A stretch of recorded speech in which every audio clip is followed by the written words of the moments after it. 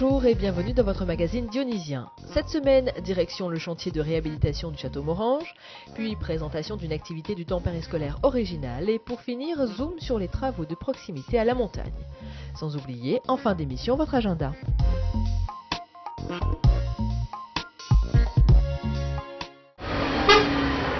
Fermé depuis plusieurs années, une certaine activité a repris au sein du château Morange. Les lieux font l'objet de travaux dans le cadre du projet de rénovation urbaine des Camélias. À terme, c'est un outil dédié à l'audiovisuel et au spectacle qui prendra place ici. Studio de montage, salle de danse et petite salle de spectacle sont actuellement en cours d'aménagement. Nous sommes dans un bâtiment inscrit au titre du patrimoine historique. Donc les contraintes, c'est de retrouver et de maintenir au mieux les traces du passé, tout en se permettant de aussi d'y apporter quelques touches modernes. Plusieurs entreprises travaillent sur ce chantier, électricité, peinture, zinguerie et bien d'autres. Dans leur marché, des clauses d'insertion leur ont permis d'embaucher des jeunes du quartier en CDD. Mais parfois, au vu de la motivation de leurs nouvelles recrues, les employeurs pérennisent l'emploi. Ce sera certainement le cas pour Dany. Ce jeune homme se donne à fond dans sa nouvelle expérience professionnelle. J'apprends plein de choses, surtout en zinc, en bois, tout ça. Chevron, voler, tout ça, je ne savais rien. Maintenant j'ai appris, maintenant je suis content. Il n'est pas du métier, mais il a déjà un gros potentiel parce qu'il avait fait ce stage de travail en hauteur. Nous, on travaille la plupart du temps sur les toitures, donc il lui fallait ce stage pour pouvoir accéder à notre entreprise. Alors ça fait qu'aujourd'hui, bon, il en veut, il travaille, il est bien. Je pense qu'on va le garder. La réhabilitation du château Morange est une opportunité pour l'emploi des jeunes du quartier. Cet outil culturel sera également une opportunité pour les associations du quartier. Afin de leur expliquer le projet, élus et direction du développement culturel ont participé à une réunion. C'est un équipement qui est positionné sur un quartier, donc on ne peut pas concevoir sa vie sans ceux qui habitent autour et sans ceux qui font vivre le quartier. Donc ouais, il est important non seulement de présenter le projet, mais aussi d'avoir des avis sur le projet pour savoir quelles sont les erreurs à éviter, quelles sont les petites choses à corriger pour qu'on puisse faire naître un beau projet. Un projet ouvert à tous, un projet ouvert sur le quartier, c'est ce que souhaite la ville de Saint-Denis et la livraison de cet outil culturel est prévue fin 2016.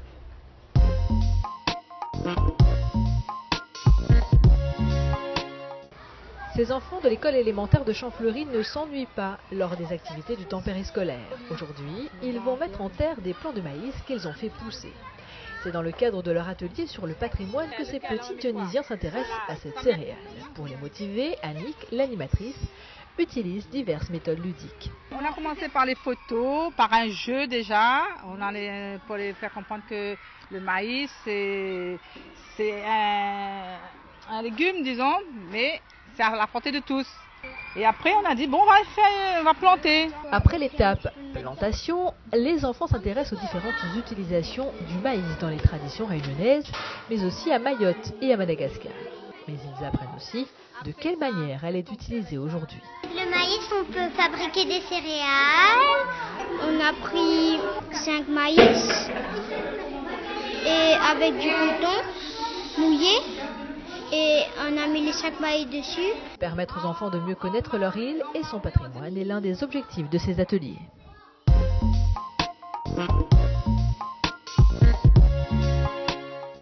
Ils étaient nombreux chaque jour à emprunter cet escalier pour rejoindre le cœur de vie de la montagne. Depuis quelques jours, les habitants doivent trouver un autre chemin car des travaux de réhabilitation ont débuté sur ce site.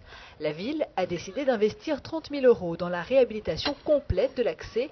Le temps a fait son œuvre sur l'escalier et l'érosion du terrain sous les marches présentait un danger pour les usagers. L'objectif des travaux consiste à éloigner l'escalier de la zone dangereuse, donc de rapprocher l'escalier à côté du mur qu'on voit et de pouvoir sécuriser l'accès pour arriver sur la route plus haute.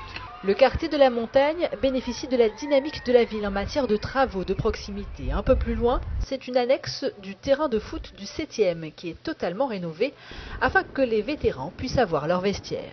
Là, on a pu faire avec les travaux de proximité, c'est quand même très intéressant à rénover le local et surtout à redonner un petit peu de dynamique à l'équipe, de motivation.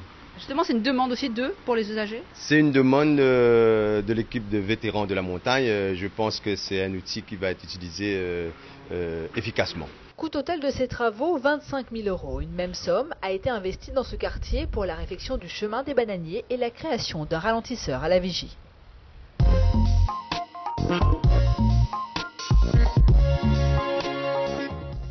Deux quartiers de Saint-Denis sont en fête ce week-end. Les 28 et 29 novembre, la fête des bambous s'installe à Saint-François, un village associatif, et de nombreuses animations sont au programme. Des jeux, des concerts et du sport seront également de mise dans le quartier du Bas de la Rivière. La fête arc-en-ciel vous attend ce samedi et ce dimanche. La culture créole à l'honneur avec le cas barachois. C'est ce samedi 28 novembre dès 20 h sur le Barachois.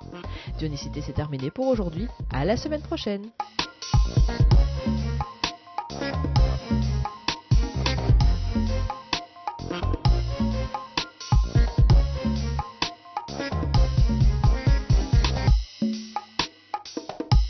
La ville de Saint-Denis vous a présenté Dionicité.